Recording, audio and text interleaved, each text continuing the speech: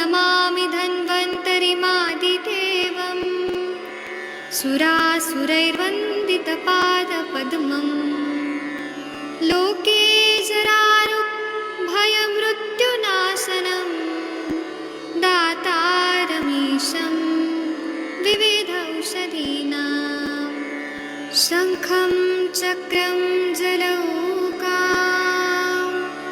दधतं मृतघटं चारुदोर्भिश्चतुर्भिः सूक्ष्मस्वच्छातिरुद्यं शुकपरिविलसन् मौलिमम्भोजनेत्रम् कालाम्भोदोज्ज्वलाङ्गं कटितटविलसच्चारुपीताम्बराढ्यं वन्दे धन्वन्तरीतं निखिलगदवन् प्रौढदावाग्निलीलं प्रौढदावाग्निलीलं प्रौढदावाग्निलीलम्।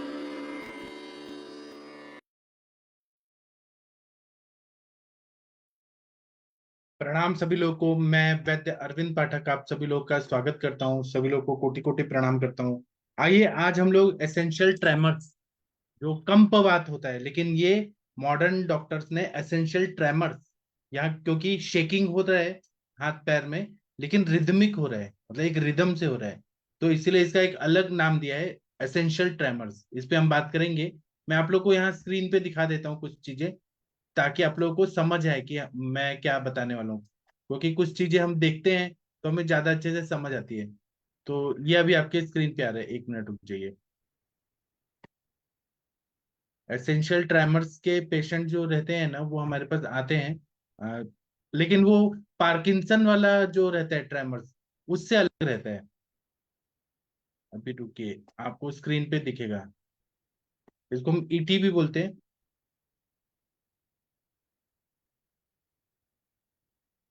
हाँ, अब आप देखिए, essential tremors is a nervous system neurological condition that cause involuntarily and rhythmic shaking। मतलब इंसान इनवॉलेंटरीली वो शेकिंग हो रहा है, लेकिन रिदम से हो रहा है। इसके बारे में और चर्चा करते हैं। तो नर्वस सिस्टम का ये प्रॉब्लम है, जिसमें रिदमिक शेकिंग होता है, और बॉडी के एक भाग में हो सकता है या दोनों साइड में हो सकता है। और इसमें ट्रेम्बलिंग होता है, मतलब ऐसे कंपन हो रहा है, और हाथ में ज्यादा होता है। और जब इंसान खाना खा रहा है या पेन से कुछ लिख रहा है तो ये होता है। तो लेकिन पार्किंसन में भी ये होता है, तो उसमें भी कंपवात जैसे सिम्टम होते हैं। लेकिन एसेंशियल ट्रेमर्स और कम पार्किंसन वाले ट्रेमर्स में फर्क होता है। ये देखिए, इसमें क्या होता है कि एसेंशियल ट्रेमर्स और पार्किंसन डिजीज में क्या होता है कि experience hand tremor when their muscles are at rest. मतलब मसल जब रेस्ट में रहेगा तब ये रहेगा ट्रेमर। और ट्रेमर कब होगा, जब ये कम कब होगा, जब मसल से काम लिया जाएगा। लेकिन एसेंशियल ट्रेमर जब होता है कि जब इंसान काम करने लगता है, मतलब कुछ लिखने लगता है, कुछ खाने लगता है, कुछ पकड़ने लगता है, तब ये एसेंशियल ट्रेमर होता है। और इसको हम कंट्रोल नहीं कर सकते, मॉडर्न डॉक्टर के हिसाब से इसको कंट्रोल नहीं कर सकते हैं। या हाथ में होता है, कंधों में होता है, पूरे बाह में होता है, सिर में होता है, वोकल कॉर्ड में हो सकता है। तो ये एसेंशियल ट्रेमर्स और पार्किंसन डिजीज का ट्रेमर में ये अंतर रहता है। तो कंपवात का ही दो टाइप, ये हम लोग इसको समझ सकते हैं। और एक और रहता है जिसको हम तांडववात बोलते हैं, उसमें तो बहुत ज्यादा होता है। इसके लिए तांडव वातारी रस, श्यामादि कषाय, ऐसे बहुत सारे हैं, खंजनीकारी गुलिका, ये सब है। भेषज रत्नावली में तांडव रोगाधिकार में बताया है। कंपवात रोगाधिकार भी बताया है, उसके भी कुछ अलग अलग मेडिसिन है, वो हम लोग चर्चा करेंगे। तो एसेंशियल ट्रेमर का कारण जो है, मॉडर्न साइंस में अभी तक पता नहीं चला है कि ये ट्रेमर क्यों होता है। कुछ रिसर्चेस हुए, उससे पता चलता है कि ब्रेन में जो छोटा ब्रेन होता है, जिसको हम सेरेबेलम बोलते हैं, वो जो हमारे मसल मूवमेंट को कंट्रोल करता है, वह अपना काम नहीं कर पाता है, और उसके वजह से एसेंशियल ट्रेमर नाम की बीमारी हो जाती है।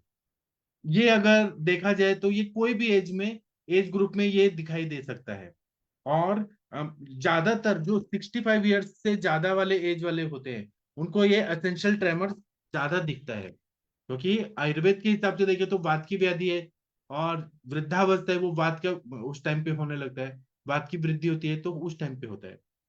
मॉडर्न डॉक्टर्स को पता नहीं है कि एसेंशियल ट्रेमर क्यों हो रहा है। पार्किंसन डिजीज हो रहा है ये मालूम है कि उसमें डोपामाइन का सिक्रेशन नहीं हो रहा है, और हैप्पी हार्मोन नहीं सिक्रेट हो रहे डोपामाइन, और उसमें ये होता है कि प्रोग्रेसिव डीजनरेटिव डिसऑर्डर, मतलब प्रोग्रेशन हो रहा है और डीजनरेशन हो रहा है ब्रेन के उसमें और नर्वस सिस्टम में। ऐसा है, लेकिन क्यों होता है इसका कॉज नहीं पता है। आयुर्वेद में उसका कॉज पता है, काम शोक भयात वायु। काम से, शोक से, भय से वायु का प्रकोप होता है। इसके सामने विहारात्मक तो ये हो गया। विहारात्मक और होता है कि रात्रि जागरण कर लिया, अति मैथुन कर लिया, अति संक्रमण कर लिया, और आहार में देखा जाए तो विरुद्ध अध्यक्षण कर लिया, और इसी तरह से वेगावरोध कर लिया, विरुद्धाचरण समोशन कर लिया, खाना पीना गड़बड़ है, और रस दुष्टि है। ये बहुत सारे कारण होते हैं जिसकी वजह से अ, ये सारे प्रॉब्लम होती हैं, बात की बीमारियां होती हैं, या स्वाभाविक रूप से वृद्धावस्था में होती है। लेकिन अगर उसको हमने यापना देके या कुछ रसायन खा के कंट्रोल कर लिया तो बात का बीमारियां उतना तकलीफ नहीं देती है। एसेंशियल ट्रॉमर जो होता है वो और भी न्यूरोलॉजिकल कंडीशन के वजह से भी हो सकता है, जैसे कि डिस्टोनिया नाम की बीमारी होती है, पार्किंसन डिजीज होता है, या कुछ इनहेरिटेड डिजीज होते हैं जैसे चारकोट मैरी टूथ डिजीज, उसमें भी ये हो सकता है एसेंशियल ट्रेमर। इसी तरह से ये फैमिली में सबको हो सकता है या फैमिली में एक इंसान को हो सकता है। तो अगर फैमिली से आ रहे हैं वो, मतलब उनके परिवार में हो ही रहे, सबको हो रहेंगे, तो उसको फैमिलियल ट्रेमर बोलते हैं। तो ये फैमिली से फैमिली आती है क्योंकि उनके खान पान में, उनके जीन्स में ऐसा है कि वायु का प्रकोप करने का आहार विहार हो रहा है, तो फैमिली टू फैमिली ये ट्रांसफर होते रहता है। और कारण क्या हो सकते हैं एसेंशियल ट्रेमर के?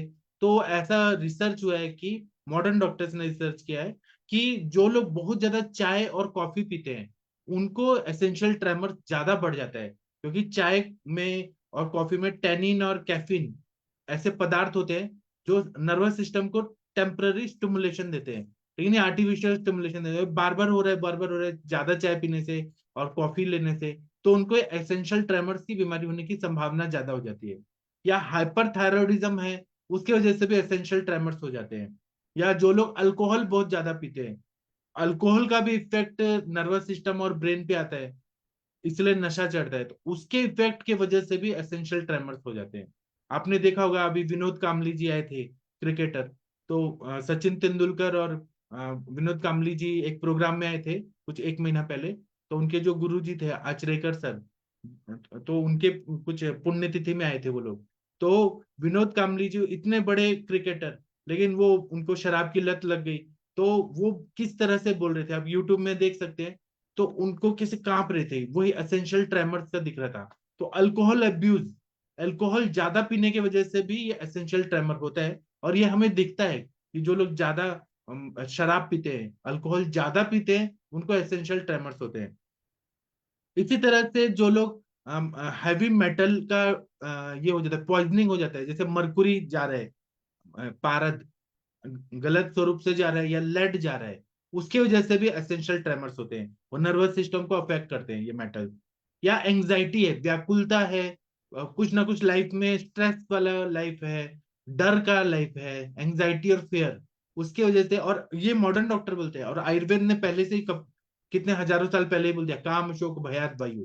काम से, शोक से, भय से वायु का प्रकोप होता है। मॉडर्न डॉक्टर्स भी बोलते हैं कि एंजाइटी और फेयर से एसेंशियल ट्रेमर्स की प्रॉब्लम बढ़ जाती है। या कोई मेडिसिन लिया जाता है, ड्रग इंड्यूस्ड ट्रेमर, यह भी एक कारण होता है। मॉडर्न डॉक्टर्स के जो मेडिसिन है उनको पता है कि कुछ कुछ दवाइयों का साइड इफेक्ट होता है, और उसके वजह से ब्रेन पे जो काम करने वाली दवाइयां हैं, या जो एल्जाइमर्स पे काम करने वाली दवाइयां हैं, या फिर जो कन्वर्जन पे काम करने वाली दवाइयां हैं, वो बोन मैरो का सप्रेशन करती है, और उनके साइड इफेक्ट से ऐसी बड़ी बड़ी बीमारियां हो जाती है। तो इसके शुरुआत जब रहता है कि शुरुआत तो थोड़ा थोड़ा होता है, लेकिन ग्रेजुअली ये बढ़ते जाता है, बढ़ते जाता है, और मूवमेंट और ज्यादा बढ़ जाते हैं।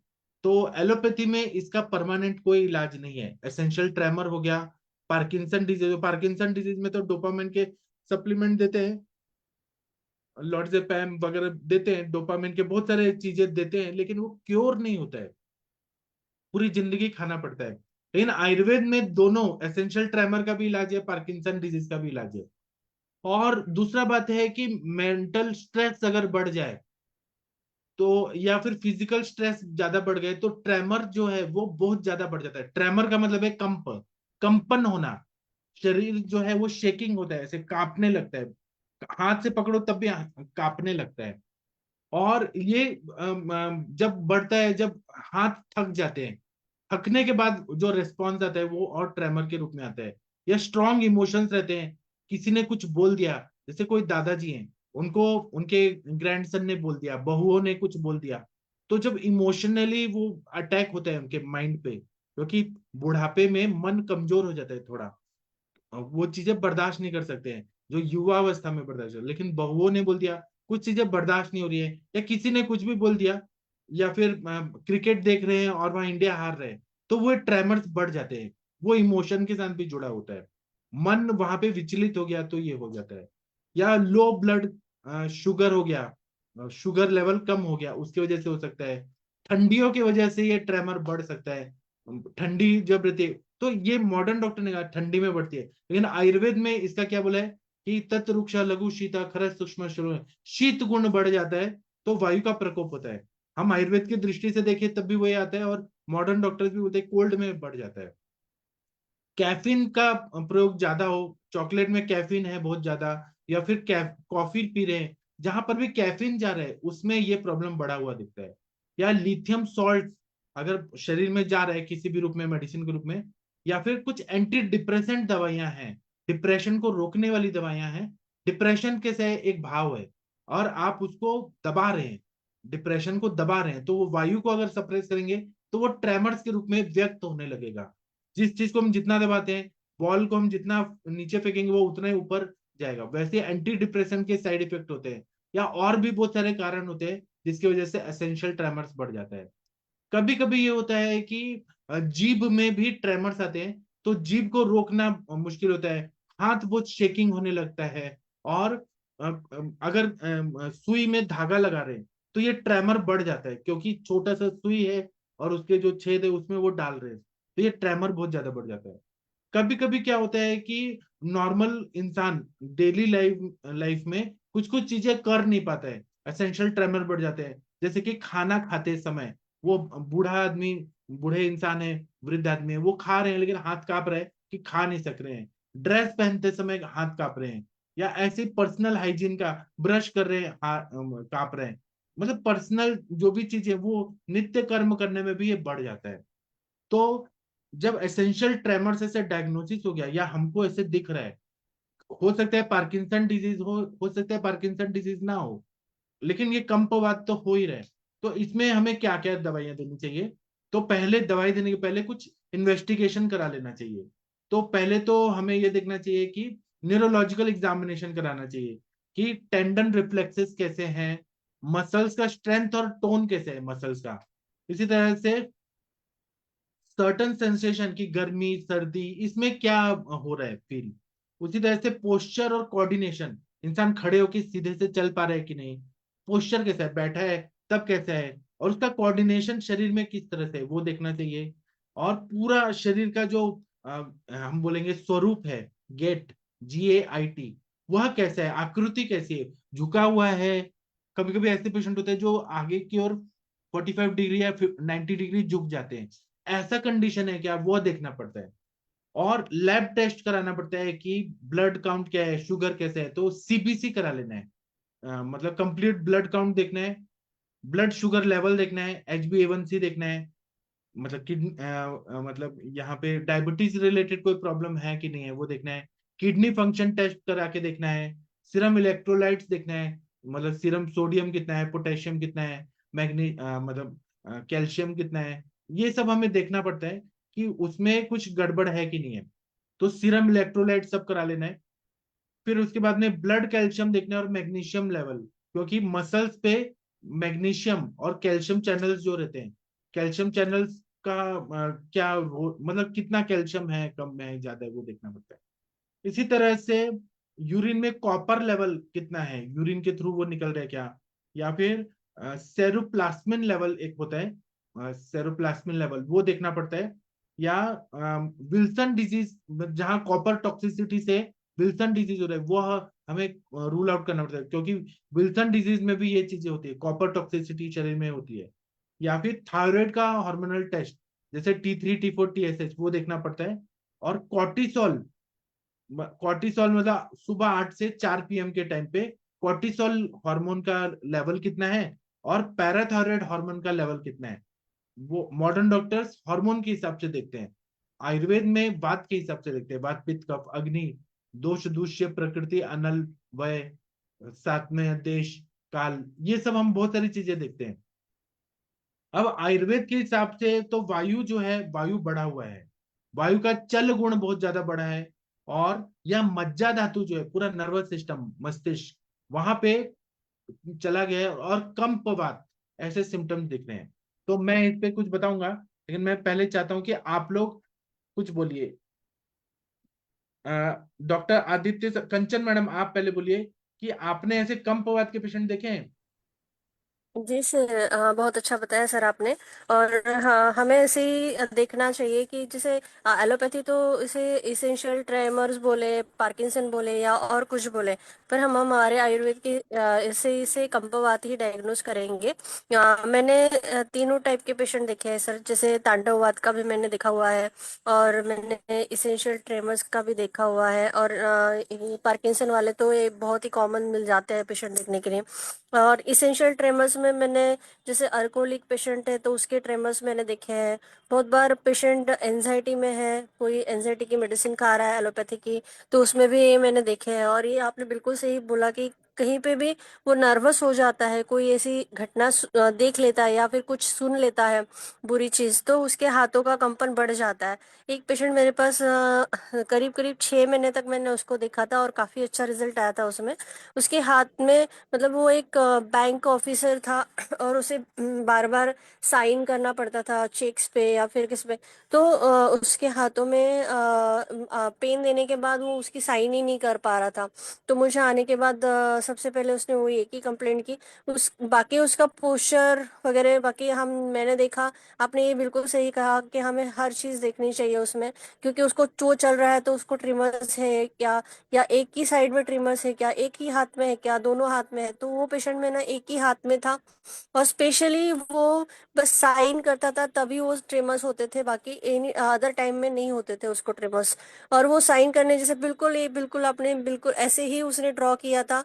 और पहले वाला जो पिक्चर है, ये साइड वाला जो लेफ्ट साइड में पिक्चर जो है, तो पहले दिन तो उसने ऐसे ही ड्रॉ किया था। फिर 2-3 महीने के बाद इससे सर्कल ड्रॉ करना स्टार्ट हुआ था उसका, और 6 महीने के बाद उसने पूरा उसका साइन करना स्टार्ट किया था। और बहुत ही अच्छा रिजल्ट आया था वो पेशेंट में, मुझे अभी भी याद है। और उनका एज करीब करीब 60+ होगा। जब मतलब उनको यही था कि मैं मतलब मैं अगर बैंक में काम कर रहा हूँ और मेरी ये सबसे बड़ी तकलीफ हो जाएगी, तो फिर मतलब मैं काम ही नहीं कर पाऊंगा। तो एक्चुअली थोड़ा रिटायरमेंट भी पास में था, फिर भी उनको चिंता थी कि मैं ये प्रॉब्लम सॉल्व नहीं हुआ तो फिर मैं कैसे करूंगा। और स्ट्रेसफुल जॉब था, क्योंकि वो एक बैंक के मैनेजर थे। तो स्ट्रेसफुल जॉब होने की वजह से ही मुझे लगता है ये डेवलप हुआ था, क्योंकि जैसे आपने अभी भी बताया कि जैसे वायु बढ़ने के जो हेतु होते हैं, वही उनमें जैसे बहुत ज्यादा स्ट्रेस लेना, रोज के रोज रूटीन लाइफ में स्ट्रेस लेना, क्योंकि इतना बैंक का काम करना है, सब चीजें देखनी है। तो उनमें ये चीज मैंने देखी थी कि स्ट्रेस था। तो मैंने बिल्कुल, हम तीनों भी कंडीशंस में, जैसे पार्किंसन है, कंपवात है या तांडववात है, इसमें आप जरूर देखेंगे कि पेशेंट में किसी न किसी कारण से वायु बढ़ रहा है और पेशेंट हमेशा स्ट्रेसफुल रहता है। तो ऐसे ही पेशेंट में मोस्टली ये देखने को मिलता है। और जैसे तांडववाद का भी पेशेंट मैंने देखा था। वो पेशेंट बात तो सही ढंग से कर रहा था, पर इतना मतलब उसके शेक होते थे पैर। मैंने शायद इसका वीडियो भी आप लोगों को शेयर किया हुआ है, अभी भी मेरे मोबाइल में होगा शायद। मतलब वो पेशेंट रुक ही नहीं सकता है, उसके पैर। पहले तो मुझे समझ में ही नहीं आया ये है क्या, फिर पूरा उसको पढ़ने के बाद सर आपसे अभी मैंने डिस्कस किया था एक केस, तो उसको करने के बाद फिर ये फाइनल डायग्नोसिस पे मैं आई थी कि ये तांडववात है करके। पर वो पेशेंट गुजरात साइड का था, तो वो फिर से मेरे पास नहीं आया। वो शायद गुजरात चली गई। फिर वो डॉक्टर ने तो एलोपैथ ने तो सीधे बोल दिया कि ये ठीक नहीं होगा। मतलब उनको काफी मेडिसिन चलाई थी, पर रिलीफ कुछ भी नहीं था। मतलब उनको देख के ही ऐसे लग रहा था कि ये कैसे सहन कर रही होगी, कि इतना कंटिन्यूअसली पैर हिल रहा है, पूरा बॉडी हिल रहा है, तो बहुत ज्यादा तकलीफ होती है। पर वो रो रो के बता रही थी, पर हम उसमें कुछ कर पाएंगे आयुर्वेद के हिसाब से, पर वो मुझे करने को कुछ मिला नहीं है। एलोपैथ वालों ने मेडिसिन जरूर चलाया। और जैसे पार्किंसन के पेशेंट में तो हमें बहुत अच्छा रिजल्ट मिलता है। पार्किंसन में भी बहुत बार पेशेंट को इनिशियल फेज में कहीं कहीं मतलब पैर में कभी कभी ट्रिमर्स स्टार्ट हो जाते हैं।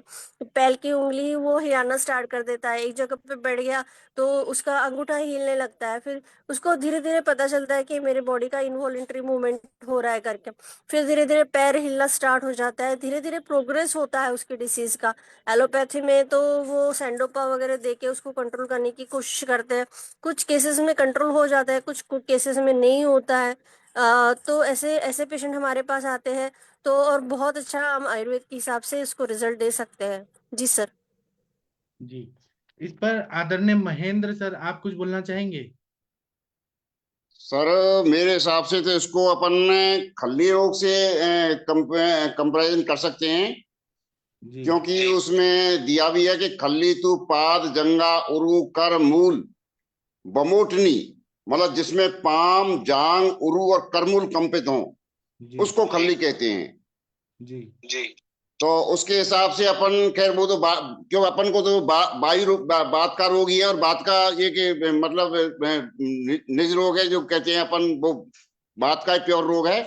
तो उसके हिसाब से अपन ट्रीटमेंट करेंगे, और साथ में इसको अपन एक तरह से सिरका, और साथ में जो मन क्या नाम है, रीढ़ की हड्डी है जी अपना, उसकी उसकी बीमारी मान के चलेंगे, क्योंकि जो इसका कंट्रोल है वो वहीं से होता है। तो जी उसके हिसाब से अपन, इस ज्यादातर जो होता है ये एंजाइटी से होता है, मतलब जिसमें तनाव वगैरह या कोई और, जैसे आप बता रहे थे अभी कि कोई इमोशन हो जाए, या कोई बहुत ज्यादा किसी पे डिप्रेशन में आदमी हो, या उस तरह का उसका जो वर्क है वो उस तरह का हो कि जो उसमें बहुत ज्यादा तनाव रहता हो, तो जी उसके हिसाब से इसको ट्रीटमेंट करते हैं। जी मैंने इसको प्रयोग तो ज्यादा नहीं किया, लेकिन मैंने उसमें बंगसेन में इसको पढ़ा था। उसका मैं आपको थोड़ा सा इसका बता रहा हूँ, उसका शायद ये पता नहीं इसका सही बैठेगा नहीं बैठेगा। जी कि इसमें बताया है, कूट और सेंदप जी का कल्प शुक्र के तेल से स्वाता हुआ यदि मर्दन करें तो खल्ली शूल नष्ट होता है। एक बताया है इसमें, मैं भी इसका प्रयोग करने की सोचूंगा, क्यों पेशेंट तो मिल ही जाते हैं करीब करीब, क्योंकि कंप बात में भी दोनों तरह की मिलती है। किसी के सिर में कंप होता है, किसी के हाथ पैरों में कंप होता है, किसी किसी के हाथ पैरों में कंप होता है, सिर में कंप नहीं होता। तो उसको अलग अलग करके हम देखते हैं। तो उसमें फिर अपन मन उसमें रीढ़ की हड्डी पे ही काम करते हैं, उसमें यदि हाथ पैर में है तो। और इस सिर में कंप है तो अपन सिर पे ज्यादा काम करते हैं, और साथ में वो तो अपन को जो तनाव का है उसमें काम तो करना ही पड़ता है। जी तो इसमें ये एक ये और दिया है कि भिलावा, सेंधा नमक, मोम और सौंठ, इनका कल, कांजी और दूध, इन सबको एकत्रित करके इसमें घृत को सिद्ध करे, और इस घृत का उद्वर्तन और प्रलेप करने से अत्यंत बड़ी हुई खल्ली तत्काल नष्ट हो जाती है। जी जी। ये बंगसेन में दिया हुआ है, और मैं भले इसको आपको तो इसको मैं आप भेज दीजिए सर। हाँ शेयर भी कर दूंगा आप लोगों को, क्योंकि ये एक नया प्रयोग है। मैंने, क्योंकि जनरली अपने योग रत्नाकर वगैरह और बाघ वगैरह में सब जगह देखा, लेकिन कहीं इस तरह की कोई मुझे चिकित्सा मिली नहीं, क्योंकि अपन जनरली बात का ट्रीटमेंट करते ही है, सभी करते हैं। जी लेकिन ये स्पेशली योग बंगसेन में था, तो मैंने कहा ये अच्छी चीज है, यदि इस तरह का पर्सनली उसके ऊपर भी आए, खल्ली का ही रोग है ये, और उसकी परिभाषा भी दी है इसमें खल्ली की, कि उसमें कंपन होता है इन अंगों में। तो उसके हिसाब से अपन इसको तुलना कर सकते हैं सर। जी। डॉक्टर आदित्य सर आप कुछ बोलना चाहेंगे एसेंशियल ट्रेमर्स पे? डॉक्टर आदित्य सर अगर आप सुन पा रहे हैं, आवाज आ रही है आदित्य सर को? आदित्य सर हैं? डॉक्टर आदित्य सर कुछ बोलना चाहेंगे इस पे? नहीं। वीना मैडम आप कुछ बोलना चाहेंगी? ऐसे पेशेंट देखे हैं कंपवात के? आदित्य सर बोलिए अगर बोलना है तो। वर्षा मैडम बोलिए, बोलिए बोलिए, नहीं तो मैं फिर आगे बढ़ता हूँ। मैं बोलूं मेरा फिर? चला गया हाँ बोलिए मैम। सर, वी मेरा शॉट ओपन नहीं हो रहा। हो गया ओपन हो गया। हो गया मगर। हाँ हाँ सर, मैंने पेशेंट देखे हैं, हाँ और पार्किंसंस के ही देखे हैं, और हाँ थायराइड हाइपरथायरॉयडिज्म में भी मैंने ये देखा है। और हाँ जो लोग ज्यादा फास्टिंग करते हैं उसमें भी ऐसा कंपन होता होता रहता है। और हाँ ये कारण तो एलोपैथी ने दिए ही हुए हैं कि अल्कोहल का विड्रॉल सिम्टम जब होता है तभी भी बराबर। हाँ ऐसा बहुत सही कंपन बोला। होता ही रहता है। और हाँ मैंने एक अलग केस देखी थी कि कॉफी का ज्यादा सेवन करने से, कॉफी ज्यादा पी रही थी वो पेशेंट, तो हाँ कैफीन का अधिक सेवन करने से, तो मुझे ये मालूम नहीं था, मगर हमारे डॉक्टर ने मुझे बोल दिया कि वो कॉफी में जो कैफीन है उससे भी ऐसा कंप होता रहता है। और हाँ पार्किंसंस के तो मैंने देखे हैं पेशेंट, वो उसका निदान आयुर्वेदिक पद्धति से मैं ये करती हूँ कि प्राणवायु का कफ से अवरोध हुआ है, और हाँ आवरण चिकित्सा उसमें करती हूँ मैं। रसोन पिंडी देती हूँ पहले, तो आवरण की कफ की पहले चिकित्सा करनी चाहिए, हाँ ऐसा ग्रंथ ने कहा है। और मैं रसोन की पिंडी तैयार करके घर में देती हूँ, और चित्रकारी वटी भी वहीं पे यूज करती हूँ। उसके जी बाद स्नेहन स्वेदन, क्योंकि हमें एक बार वायु खुल गया या आवरण कम हो गया तो हमें वात की चिकित्सा करनी पड़ती है। हाँ नस्य देती हूँ, नस्य में मैं क्षीरबाला का नस्य देती हूँ, विरेचन देती हूँ, ब्रूहण देती हूँ, और अनुवासन देती हूँ।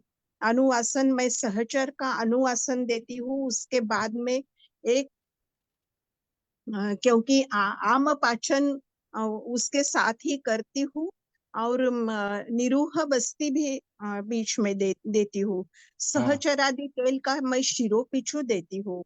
और हाँ उसके बाद में कभी कभी क्रौंच पाक, क्रौंच क्रौंच बीज रहते हैं उसका भी पाक करके देती हूँ।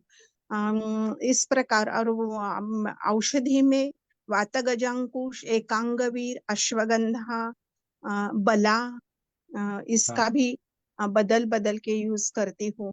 मगर हाँ 80% पेशेंट ये तो डिप्रेशन के ज्यादा होते हैं, ये या एग्जाम का डर है, या कहीं बोलने का डर है, तभी भी वो बहुत नर्वस होते हैं। तब ब्राह्मीवटी, स्मृति सागर जैसी हमारी दवाइयां हैं, वो मैं हाँ यूज करती हूँ। जी। हाँ अभी सर। देखिए अगर हम ऐसे ही देखें इसको अचल बात रोगाधिकार भेषज रत्नावली अगर देखेंगे तो उसमें क्या बोला है कि रोगिणस्तु यथा चित्तम प्रसन्नम अवतिष्ठते सर्वथा तद विधातव्यम तद्विमुख्यम चिकित्सितम। मतलब किसी भी प्रकार से अचल बात है, मतलब वायु अचल है यहाँ पे, चल मतलब वो कांस्टेंट नहीं है, तो मन को प्रसन्न करने का प्रयत्न करना चाहिए, यही मुख्य औषधि है। इसमें मनुष्य जो है ना वो चिंता में रहता है, उसकी धातु क्षीणता हुई रहती है, आवरण होता है, कफ का आवरण जन्य बात हो रहा है, या फिर भय है, मानसिक निर्बलता है, या बीज दोष से भी होता है, ऐसा आयुर्वेद में माना जाता है। तो इसमें कभी कभी स्पर्श ज्ञान नहीं होना, या फिर निश्चेष्टता होना, मांसपेशियों की कठोरता होना, सब वायु के लक्षण है। आक्षेप रहित मूर्छा हो जाता है। और तो इसमें क्या बोला है कि मस्तक पर चंदन का लेप लगाना है कि उसका दिमाग शांत रहे, मन भी प्रसन्न करना है तो चंदन का लेप से, सुगंध से उसका मन प्रसन्न होगा। इसी तरह से मृदु विरेचन देना है, पीने के लिए भेड़ का दूध बोला है, शिप का जो मिल्क होता है वो बोला है, और हिंगवादी चूर्ण बोला है जिसमें हिंग है, बचा है, कपूर है, देवदार है, हल्दी, दारू हल्दी, महुए का फूल है, फिर जटामांसी है, त्रिफला है, मुलेठी है, इसको पीस कर और इसका सेवन कराने के लिए दिया है। तो इसमें बहुत अच्छा काम करता है। हिंगू आदि है तो हिंगवाद्य चूर्ण ऐसा बोला है, वायु का निलोमन करेगा। इसी तरह से बोला है कि उन्माद, अपस्मार, मूर्छा और वात व्याधि में जो पथ्य बोला है वह देना है कि मलिन आहार नहीं देना, और जो भी आहार विहार उन्माद, अपस्मार, मूर्छा और वात व्याधि में वो सब करना है। उसी तरह से अगर हम ये ज्यादा बढ़ते हैं तो तांडव वात ऐसा हो जाते हैं, तो उसमें श्यामादि कषाय बताए, वृहण चिकित्सा, विरेचन देना, कोष्ठाग्नि को तीक्ष्ण करने वाले औषधियां, पेय और अन्न का प्रयोग करने के लिए बोला है। इसी तरह से तांडवारी लौह बोला है, और इसमें बृहण अन्नपान बोला है, और नदी के जल में स्नान करने से फायदा होता है, और सोना है रात को टाइम पे, और क्लेश शून्य कर्म, मतलब ऐसे कर्म करने हैं जहाँ क्लेश ना हो, जैसे तीर्थ स्थान पे गए या फिर हिल स्टेशन पे गए जहाँ पे क्लेश नहीं है, मानसिक शारीरिक क्लेश नहीं है, वो काम करना है। और दूसरा बताया है कि ये होता क्यों है, अगर हम इसको एनालिसिस करें एसेंशियल ट्रेमर्स को, तो ये होता क्यों है। तो मॉडर्न डॉक्टर्स जो भी बोल रहे हैं कि हाँ arms hand legs voice shake हो रहा है, ठीक है, लेकिन ये होता क्यों है, तो वायु का चल गुण बढ़ा है, वायु का लघु गुण बढ़ा हुआ है। और तो इसमें हम लोग क्या देते हैं, तो हम लोग कभी खल्ली की चिकित्सा करते हैं, कभी मधुर रस का प्रयोग करते हैं, और जो स्थिर गुण वाले औषधियां हैं जो स्थिरता लाते हैं, इसलिए स्थिरा बृहति को बोलते हैं, तो स्थिर करने वाले और गुरु गुण वाले औषधियों का प्रयोग करते हैं।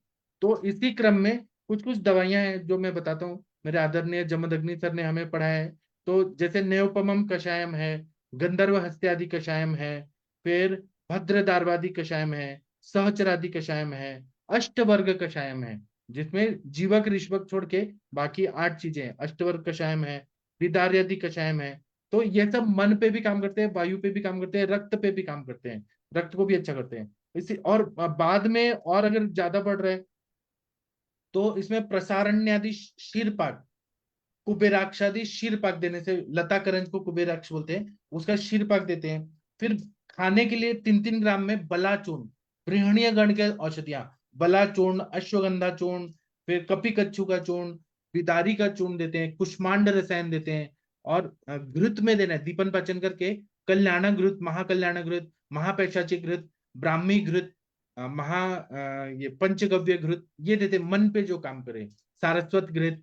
और बट्टी में देखे तो पूर्ण चंद्रोदय, वसंत कुसुमाकर रस, फिर सिद्ध मकर ध्वज, स्वर्ण मालिनी वसंत, स्वर्ण मुक्तादि वटी, या स्वर्ण युक्त ब्राह्मी वटी देते हैं जो माइंड पे अच्छा काम करता है। पंचामृत लौह गुगुल देते हैं। और इसमें हम लोग कुष्मांड लेहम देने से बहुत अच्छा फायदा होता है।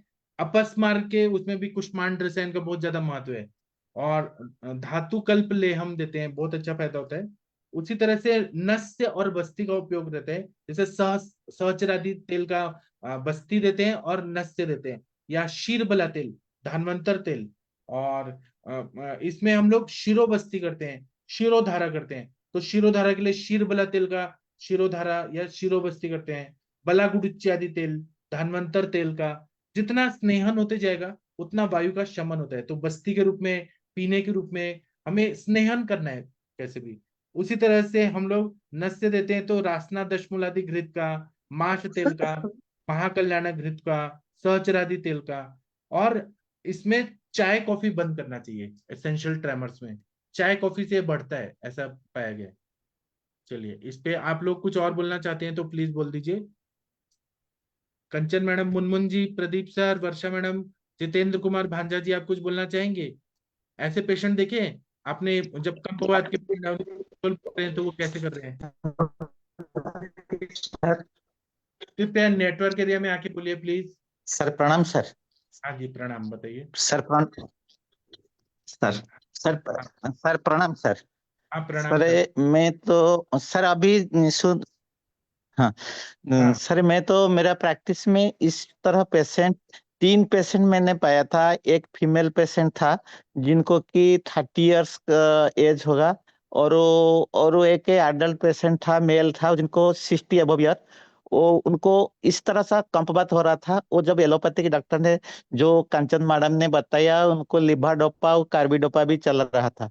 वो तो मेरे पास आया, और उस समय मेरा इतना ट्रीटमेंट में इतना ही गहरा नॉलेज नहीं था, लेकिन मैंने सोच लिया कि इनका वायु महाभूत का ज्यादा बढ़ गया है। इसलिए जो आपने बताया, मैं उनको शतावर्जयदि घृत खाने के लिए दिया था।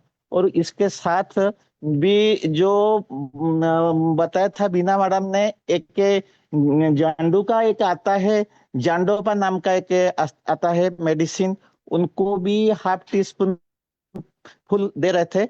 इसके साथ मैंने उसको अभी जो 101 आवर्ती का क्षीर बड़ा तैल का नश्य दे रहा था। मैंने देखा कि 2 महीने में उनका 70-80% ट्रेमर बिल्कुल चला गया, और पेशेंट भी ज्यादा एंजाइट्स था। जो भी आपने बताया, एंजाइटी का भी बहुत रहता है उनके ऊपर प्रभाव। मैंने उसको भी काउंसलिंग किया और उनका एंजाइटी से दूर होने के लिए उनको भगवान का नाम जप करने के बोला और प्राणायाम करा। वो पेशेंट भी अभी आ रहा है, उनका फोटो भी मैं होगा तो भेज दूंगा। वो ज्यादा अभी 80-90% सर ठीक है। अभी वो अश्वगंधा का चूर्ण दूध के साथ ले रहा है, और वो बोलते हैं मुझे बिल्कुल अच्छा लगा। और जो फीमेल पेशेंट था उनको मैंने ट्रीटमेंट कर रहा था, लेकिन वो कहाँ चला गया और मेरे पास अब तक नहीं आता। और भी जो अल्कोहल ज्यादा लेते हैं उस तरह पेशेंट भी आते हैं। हमने उनको बोला कि तुम पहले अल्कोहल छोड़ना पड़ेगा तो वो ठीक होगा।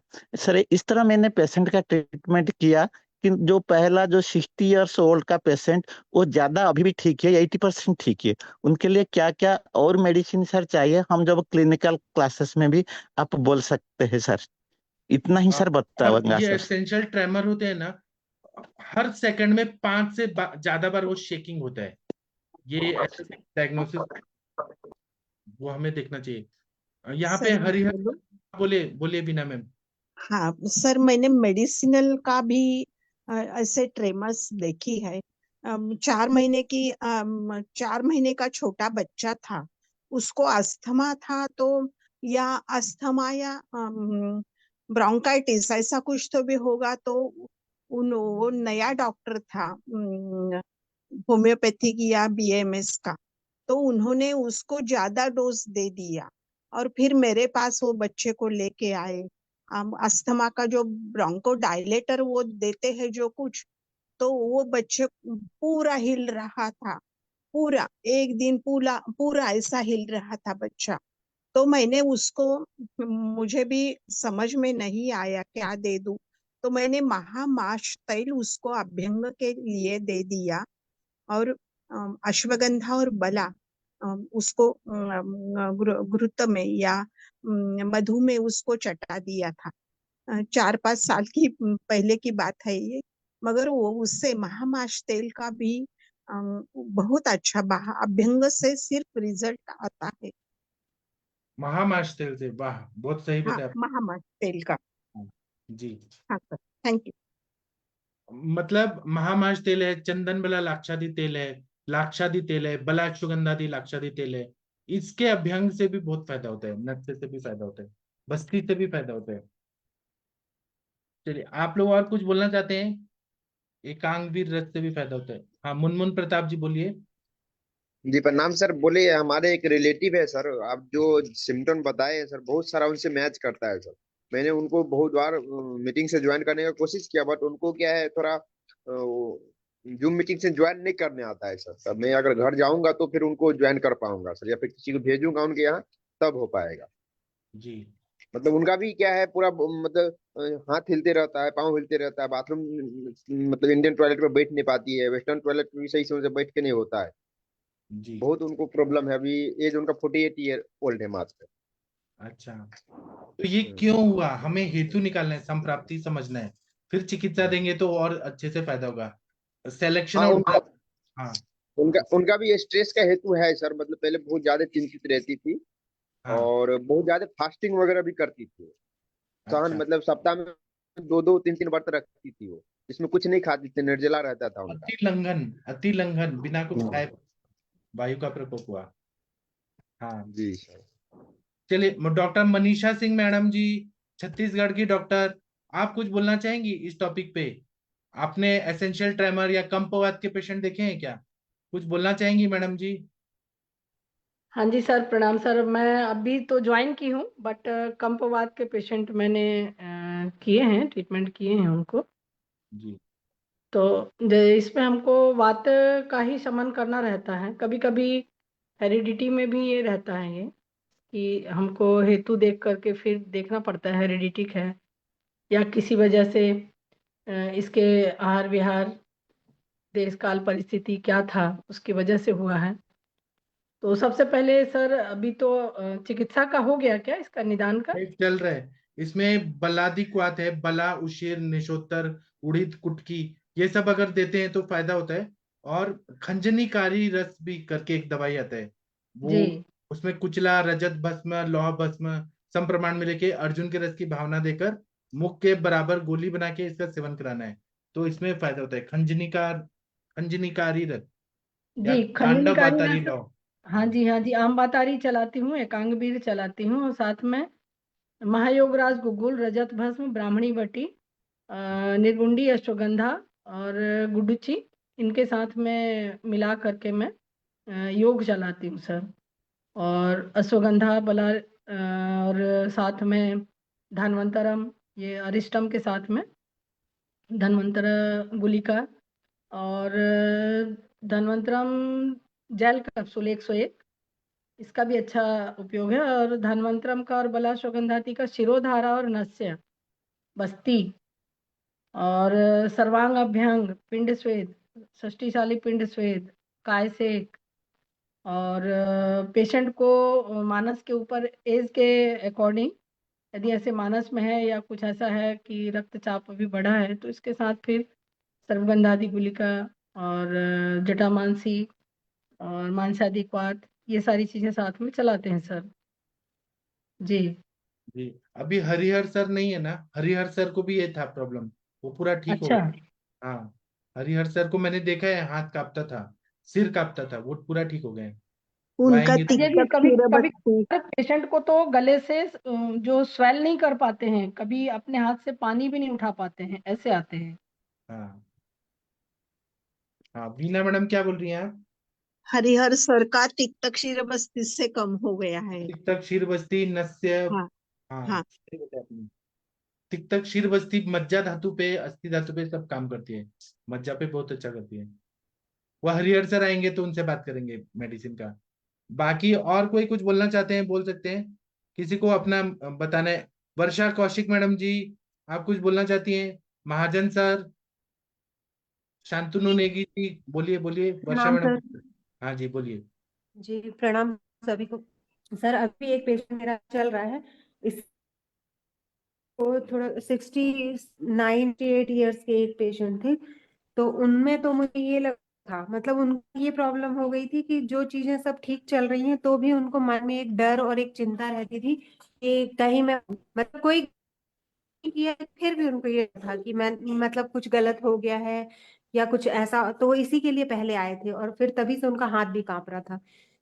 हालांकि बीपी भी उनका थोड़ा बढ़ा हुआ था, लेकिन जैसे ही बीपी वगैरह कंट्रोल हुआ, फिर उनको मानस मित्र गुटिका और ये सब ही दिया था मैंने, तो काफी ठीक हो गए थे वो। मतलब हाथ का हिलना 90% ठीक था, फिर आ नहीं रहे हैं। लेकिन एक दूसरा बाकी पेशेंट लोग है, म्यूट उसको रखिए। ब्रह्मी। हाँ, बाकी लोग म्यूट रखिए। हाँ, बोलिए बोलिए मैम।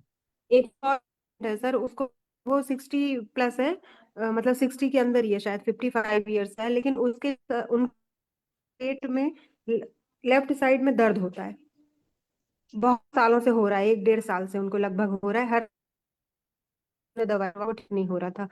तो मैंने उनको हिंगवास्टक चूर्ण टाइप की ऐसी, मतलब वातानुलोमक दिया, तो दर्द भी है। और ये कंपवात के हिसाब से सोच के वानरी कल्प दिया था दूध के साथ, और अश्वगंधा चूर्ण, मतलब ही इलाज ले उनको लगभग 1 महीना हो गया है। तो 50 से ज्यादा, मतलब वो खड़े भी नहीं रह पाते थे ज्यादा देर तक, अगर खड़े होते थे तो आगे पीछे झूमना और गिरना ऐसा हो जाता था उनके साथ। तो ये सब चीजें बहुत ठीक हो गई हैं, हाथ का कांपना भी बहुत कम हो गया है। लेकिन अभी उनका ये कहना है कि पेट का दर्द जो होता है वो होता ही है बीच बीच में। और सोनोग्राफी की रिपोर्ट उनकी नॉर्मल आई थी, मतलब ऐसा कुछ तो जैसे पेट मुझे में डाउट हो रहा था दर्द हो कि रहा है, वो कोई। देखिए ना, पेट में कहाँ दर्द हो रहा है, क्यों हो रहा है, क्या है वहां पे? वायु ऊर्ध्व आते हैं क्या, क्या है वहां पे, मतलब गुल्म तो है? बात को समझ के मैंने किया, लेकिन वही गुल्म, मतलब कैसे समझेंगे हम कि गुल्म है, क्योंकि सोनोग्राफी तो नॉर्मल आई है और हार्निया वगैरह ऐसा गुल्म कुछ तो भी नहीं दिखता नहीं है ना सोनोग्राफी में, गुल्म नहीं है। दिखता। हाँ, गुल्म बाकी तो दिखता देखिए। है, गुल्म समझ के मैं उनका ट्रीटमेंट कर रही हूँ अभी। तो वो बात देखिए बिल्कुल। कि वायु का चल गुण और रुक्ष गुण बढ़ा हुआ है क्या, तो उसके हिसाब से घृतपान कराइए आप, विरेचन कराइए 7-7 दिन पे, मृदु विरेचन। हाँ, मैंने उनको नित्य विरेचन पे रखा शुरू में, 15 दिन 10 दिन की दवाई ले गए थे तो। और घृत, मतलब ऐसे कैप्सूल फॉर्म में दिया था। तो अवपीडक घृत देना चाहिए क्या? अवपीड घृत मतलब खाने के पहले, खाने के बाद, अग्नि अच्छा होने के हिसाब से 2 चम्मच पहले, 2 चम्मच बाद में, ऐसे धीरे धीरे। हाँ, तो पहले अग्निमांद भी था सर उनको, अभी तो ठीक है, पहले से मतलब पहले से काफी ठीक है अब। हाँ तो जी। अब ऐसे ही करती हूँ, फिर अवपीड घृत दे के देखती हूँ। और और इसमें हम क्या लोग करते हैं? माश बला गुप्तादि कषायम दे सकते हैं, सहस्रादि कषायम, जी महारासनादि कषायम दे सकते हैं। हाँ, जी बीना मैडम कुछ बोलना चाह रही हैं आप? हाँ, मुझे कुछ पूछना है, पूछो। हाँ जी। जरूर। ये हम पार्किंसंस और अलग ये जो बाकी ट्रेमर्स है, इसका डिफरेंशियल कैसे कर सकते हैं? वही, ये जो स्लाइड है ना, इसमें देखिए, इसमें है कि पार्किंसन जो रहता है, जब मसल्स रेस्ट में रहते हैं, मसल्स का आप कुछ काम नहीं कर रहे तभी ट्रेमर्स आता है। लेकिन हाँ एसेंशियल ट्रेमर जब है, जब हम काम कर रहे हैं, मतलब हाथ हाँ, उठा खा रहे हैं, तब ट्रेमर्स आता है, नहीं तो बाकी टाइम नहीं होता है। अच्छा, और रिलैक्स हाँ, पोजीशन में नहीं आती। हाँ, और जब मसल्स का यूज होता है तो पार्किंसन में नहीं होगा। आप लिखते जाएंगे तो उसका ट्रेमर कम है वो कम हो जाएगा, लेकिन रेस्ट में बढ़ जाएगा। हाथ कुछ नहीं कर रहे हैं तब वो बढ़ जाएगा। लेकिन एसेंशियल ट्रेमर जो है, जब काम कर रहे हैं तब बढ़ेगा। दोनों हम्म, में अपोजिट है लक्षण, वायु और की ही। ये दोनों, नहीं नहीं, बोलिए सर। अपर मोटर न्यूरॉन्स उसका इफेक्ट होता है, लोअर मोटर न्यूरॉन्स उसका इफेक्ट होता है। स्पाइनल कॉर्ड में जो रहते हैं ना, एक ब्रेन से हमारा फंक्शनिंग होता है, एक अपर मोटर न्यूरॉन और lower motor neuron spinal cord में रहते हैं, वो हमारे बहुत सारे काम को करवाते हैं। मतलब वहां ब्रेन टाइप काम मैकेनिज्म रहता है, उसमें गड़बड़ हुई है, वायु का प्रकोप है, इसलिए वो ऐसे ट्रेमर्स आते हैं। हाँ बोलिए आप। ये दोनों में भी डोपामिन सिक्रेशन ज्यादा होता है ना, सेरोटोनिन और डोपामिन का, दोनों में भी? पार्किंसन में तो कम हो जाता है डोपामिन, तो हमें हाँ बाहर से देना पड़ता है। हाँ हाँ, और करेक्ट। और एसेंशियल ट्रेमर का कॉज नहीं पता है, वो ये है कि अल्कोहल लेने से होता है, ये है वो है, उसमें डोपामिन का कुछ रोल नहीं बताया। वो बोलते हैं कि होता है, शेकिंग हो रहा है, रिदमिक हो रहा है, हाँ हाँ, रिदम। और पार्किंसन में रिदम से नहीं होता, कैसे भी होता है, उल्टा पुल्टा भी होता है। अच्छा। जी। मेरा पेशेंट को क्या क्या? अभी जो पेशेंट मेरा चल रहा है, हाँ तो ईशा माना जाएगा उसका शायद, क्योंकि वो जैसे नॉर्मल अपन उसको, मैंने बोला ऐसे हाथ रखो टेबल पे, तो वो तब वो उसका हाथ कांप रहा है, अच्छा, मतलब रेस्ट। जी। तो ब्रेन में ऐसा कुछ ऐसे पता चला कि, अच्छा, तो पार्किंसन ब्रेन में तो कुछ ऐसा तो नहीं है कुछ अभी।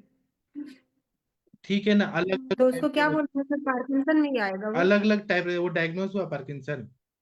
आयुर्वेद में तो हम ऐसे पार्किंसन आयुर्वेद से नहीं बोल सकते, वो एलोपैथी के ही डायग्नोसिस है। हाँ जी, मैंने तो कंपवात समझ के ही किया है उनका, वात के हिसाब से। कभी कभी इस्चेमिक चेंजेस होते हैं, ब्रेन में एट्रोफी, मतलब सूख रहे, शुष्कता है मस्तिष्क में, तो उस जी हिसाब से एहन ब्रिहान शमन ये सब देना पड़ता है। जी। हाँ। Excuse me sir. हाँ जी बोलिए। प्रणाम sir. Sir Shantanu this side. Sir जैसे ये इस्चीमिया वाला आपने बताया जिसमें ब्रेन में शोष वाली कंडीशन बढ़ रही है, हाँ उस अगर एक कोई पेशेंट हमारे पास हो वो वाली शोष वाली कंडीशन वाला, और साथ में अगर उसको आम की कंडीशन भी बन रखी है, मतलब कफ वाला आम बन रखा है उसको, हाँ तो उसमें ट्रीटमेंट के टाइम पे हम दीपन पाचन देते समय हाँ। क्या वो लेके चलेंगे, और बाद में फिर जैसे ये इस्चीमिया वाला के कारण, निरामावस्था देख के और फिर चिकित्सा करें। तो सर जैसे आम की जब हम चिकित्सा करेंगे तो वो शोष वाली कंडीशन में दिक्कत तो नहीं आएगी, मतलब ऐसे? हम इतना क्यों आम पाचन करेंगे, इतना तकलीफ क्यों देंगे कि वायु का प्रकोप कर देंगे? हम वहां उसका भूख बढ़ा देंगे बस, ऐसे ही। मतलब साथ में स्टार्टिंग में दीपन पाचन के साथ अपनी ये अश्वगंधा आदि चीरपाक वगैरह बदले ये वो ब्रेन। जो भी दवाइयां दे रहे हैं उससे तकलीफ बढ़ ना जाए। अग्नि अग्नि अच्छा रखना है, तो स्टार्टिंग में ही सारा घृत और ये सारा आमावस्था है तो कैसे देंगे हम हाँ स्टेप बाय पाचन लोमन करके ही करेंगे। गाड़ी चलाना है तो हम फर्स्ट गियर में पहले गाड़ी चलाते हैं, स्टार्ट करने के बाद फिर थोड़ा आगे बढ़ते हैं, फिर second gear, third gear, fourth gear, ऐसे बढ़ाते हैं ना। वैसे दीपन पाचन लोमन करके ही बढ़ाना है सब चिकित्सा। अच्छा, मतलब सर दीपन। मैं कुछ बोलूं? हाँ हाँ जी। बोलिए। ऐसा ही पेशेंट आया था मेरे पास भी सर, तो उसको मैंने 7 दिन तक बस आरोग्यवर्धिनी दी थी और एक विरेचन चूर्ण दिया था। उसके बाद उनको दाढ़ीमादी घृत दिया, मतलब वो दीपन पाचन भी करेगा और स्नेहन भी करते जाएगा साथ में। तो ऐसे करके भी प्लान कर सकते हैं। हाँ, तो आपने आरोग्यवर्धिनी दिया तो अग्नि बढ़ा ना पहले। जी, जी हाँ, सर। हाँ। तो वो अग्नि बढ़ा के दीपन पाचन अनुलोमन करके ही करना चाहिए। अनुलोमन भी जरूरी है, नहीं तो जी वायु वहीं पे अटके, अनुलोमन नहीं हो रहा है, प्रतिलोम हो रहा है, तो वो कैसे ठीक होंगे। जी सर, लेकिन मतलब जैसे घृत भी अगर अपन प्लान करेंगे तो उसमें भी थोड़ा सा जो दीपन करते हो, हाँ, जैसे दाढ़ीमादी घृत हो गया, तो मतलब अग्निमांद नहीं हो पाएगा ना उतना। बराबर। जी कितनी सर। इंटेलिजेंट है आप, कितना सही सही बताया आपने। Thank you sir. जी। आपकी ही कृपा है और आयुष दर्पण। जी, और किसी को कुछ बताना है? विनोद कुमार जी कुछ बोलना चाहते हैं? नमस्कार सर। हाँ, बोलिए। सर कैसे हैं आप? मैं ठीक हूँ, आप कौन है, अपने बारे में बताइए। सर मैं इंग्लैंड से बोल रहा हूँ। इंग्लैंड से बोल रहे हैं, अच्छा। हाँ जी। मैं सर एक सर्टिफाइड न्यूट्रिशनिस्ट और जर्मन होम्योपैथ हूँ। अच्छा। और सबसे पहले सर आप सभी लोगों के मुखारबिन से अच्छी अच्छी बातें आयुर्वेद के प्रति सुनकर बहुत मुझे अच्छा लग रहा है। और सभी वैद्यगण जो इस ग्रुप में है सभी को मेरा प्रणाम। सर मैं पिछले काफ़ी सालों से आयुर्वेद के बारे में अध्ययन कर रहा हूँ। और मेरे दादाजी जो थे वो हस्तसिद्ध वैद्य थे। और उसके बाद जो है वो मेरा बचपन से काफ़ी इंटरेस्ट रहा इसमें। लेकिन कुछ पारिवारिक कारणों के चलते मैं बीए के बाद स्टडी नहीं कर पाया आगे। जबकि मुझे पता भी नहीं था कि कुछ डिफरेंट टाइप के लेवल्स में हमने इसमें आगे पढ़ना है। तो तकरीबन मैं सर पिछले 16 साल से प्रैक्टिस कर रहा हूँ न्यूट्रिशन और जर्मन होम्योपैथ में। लेकिन पिछले 5-6 साल से मैं आयुर्वेद के अध्ययन के चलते चलते मैंने एक डिग्री करी है यहाँ पे भी। सर आप सुन पा रहे हैं मुझे? हाँ, तो वहां पे अलाउड है आयुर्वेद का चिकित्सा करना आपके लिए? हाँ सर, अलाउड तब है जब आप 5 साल का एक डिग्री करते हैं। और वो डिग्री के अंडर जो है सब्सटेंसेस फिर भी आप काफ़ी चीज़ें यूज़ नहीं कर सकते हैं, जैसे सर्पगंधा है, कुचला है। और तीक्ष्ण उष्ण द्रव्य आप यूज़ नहीं कर सकते हैं यहाँ के प्रोटोकॉल के अकॉर्डिंग। तो वैसे भी काफ़ी बैरियर्स हैं। लेकिन मेरा ध्यान काफ़ी है आयुर्वेद में। और मैंने वेबिनार्स और काफ़ी कुछ क्लासेस वगैरह अटेंड करी। पुस्तकों में मेरे पास वृद्धत्रयी, अष्टांग हृदय में और चरक संहिता, भाष्य, काफ़ी कुछ है सर। मैं जब भी मेरे पास टाइम मिलता है मैं आपका बात पढ़ता सब रहता सही हूँ। है, लेकिन आपसे मैं एक रिक्वेस्ट करूंगा कि आप मेरे लेक्चर सुन के जो हम इतने बड़े बड़े दवाइयां बोलते हैं वो ऐसे ब्लाइंडली ना दे दें पेशेंट नहीं को। सर, नहीं नहीं, ऑब्वियसली आप आयुर्वेद आई सीखिए, हैव लेकिन टू। ये सब दवाइयां ना दें, क्योंकि आपको दवाइयों के बारे में उतना जानकारी है नहीं जिस तरह से हम लोग पढ़ते हैं। सर बिल्कुल, मैंने आपकी बात सर्वदा सत्य है, मैंने कुछ यूज़ किसी पे नहीं किया है।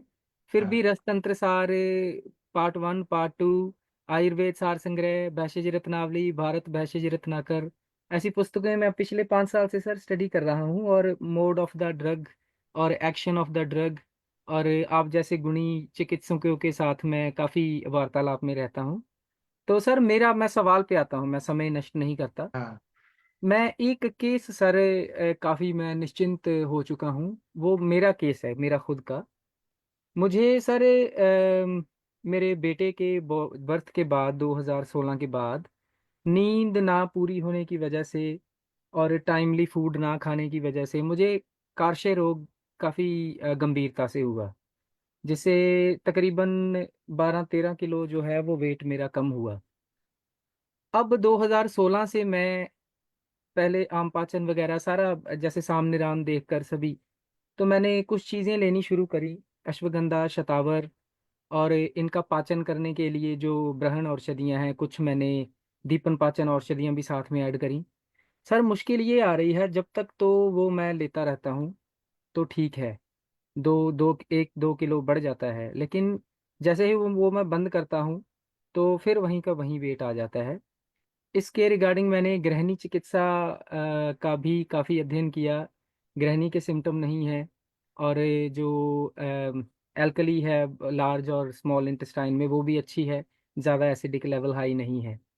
तो मेरे को अभी काफ़ी कंफ्यूजन हो रही है कि इस तरह से जो औषध है वो कोई काम नहीं कर रही है मेरे अपने इसके खुद के लिए केस। आप क्या करिए कि हम 9 बजे का सेशन लेते हैं, उसमें हम केस टेकिंग करते हैं, हम पूरा हेतु निकालते हैं, क्या बीमारी है क्या नहीं है क्यों है।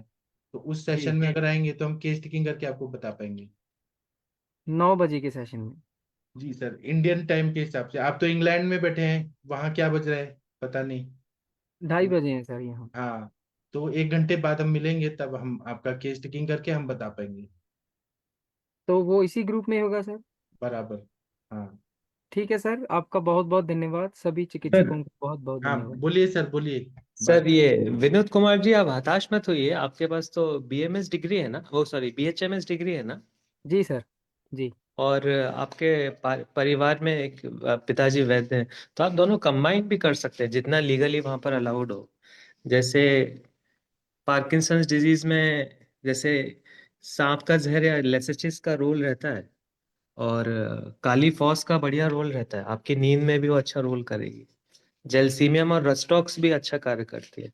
और आयुर्वेद में वैसे तो अरविंद सर ने सब कवर कर दिया है, ताम्र और रेशद का अच्छा रोल रहता है। सर ये तो आप आप क्यों पार्किंसन के क्यों लिए बता रहे हैं? हाँ, नहीं पार्किंसन के लिए, सर, और उनको आपकी स्लीप विनोद का जो था कुमार जी ना, को नहीं, पार्किंसन नहीं पार्किंसन सर। नहीं है। नहीं नहीं, स्लीप डिप्रीविएशन, न्यूरल रीजनरेशन, मज्जा नहीं धातु वो का भी जो क्षय होता है, उसके जी लिए काली फॉस आप यूज कर सर, सकते हैं। उनको वो बीमारी नहीं है, ये बोले मेरा वेट नहीं बढ़ रहा है, ये बीमारी है। कार्शय रोग है सर। अच्छा कार्शे अच्छा रोग बोला है उन्होंने, अच्छा मतलब वो पतले हैं, वो बोल रहे हैं। अच्छा अच्छा, तो कुष्मांड अवले जैसी चीजें अच्छी रहती है वो सब अगर खा ले, दिक्कत है। लेकिन हेतु नहीं पता चलेगा तो वो क्या खा रहे हैं। हाँ उस सब दीपन कुछ ट्राई पाचक। कर लिया सर, ब्रह्म रसायन, अजब ऐसे नहीं होगा, अजब केस मासारी। टेकिंग करके हमें पता चलेगा क्यों, क्या प्रॉब्लम है, उससे पता ठीक चलेगा। है सर। जी। हाँ, डॉक्टर अकील अहमद जी, आप कुछ बोलना चाहते हैं? सर वो विरेचन वटी का मैंने एक कल पेशेंट को दिया था। ये भी हम बाद में बात करते हैं ना सर, अभी ये वाला सेशन खत्म करते हैं, ये खत्म करके हम ठीक है उसमें आएंगे केस टेकिंग वाले में। ठीक है, जी सर, संभाषण। ठीक है जी सर। ठीक है, तो मैं सेशन बंद करता हूँ। थैंक यू, प्रणाम। आप लोग बहुत अच्छे डॉक्टर है, बहुत मजा आ गया आप लोगों से बात करके। लेकिन अभी टाइम टाइम की मर्यादा है, मेरे पास भी पेशेंट आ रहे हैं। हम लोग 9 बजे मिलते हैं, 1 घंटे बाद। ठीक है, थैंक यू, प्रणाम, गुड नाइट। धन्यवाद जी, एक धन्यवाद। मिलते हैं, थैंक यू।